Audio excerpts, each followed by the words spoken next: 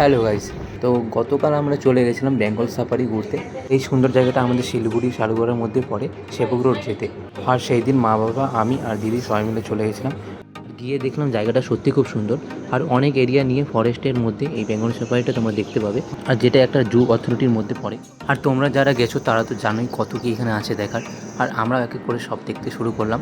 আর এই জায়গাটা আমরা অজগর সাপ দেখে নিয়েছিলাম, যেহেতু এটা আমার প্রথম ভিজিট ছিল, এর আগে আসেনি, তাই চারপাশটা ভালোভাবে ঘুরে দেখছিলাম। আর পরে একটা দোকান পেয়ে এখানে সাফারির জন্য আলাদা আলাদা কম্বো আছে, রাইডস, অ্যাডভেঞ্চার, টয় ট্রেন, আর সাথে তো পার্ক সুন্দর আছেই, সেখানে বাচ্চারা এমনি মজা করতে পারবে। পরে আমরা যে কম্বো সাফারিটা বুক করেছিলাম তার মধ্যে আমরা বাঘ, হরিণ আর ময়ূরটুকুই দেখতে পেয়েছিলাম। তো এখানে এসে তো আমরা খুব মজা করলাম, ফ্যামিলির সাথে খুব ভালো সময় কাটলো। তোমরা যারা যারা এসেছো, যারা আসতে চাইছো, তারা আমার ফুল ব্লগটা দেখবে, তাহলে তোমাদের হেল্প হবে অনেকটা। আর এখানে এসেছিলাম আমি আমার ফ্যামিলির সাথে, ছিল আমার ছোট ভাগ্নি। অনেকক্ষণ মজা করার পর আমরা বেরিয়ে গেলাম কম সময়ের মধ্যে। তো ব্লগটা কেমন লাগলো জানাবে অবশ্যই।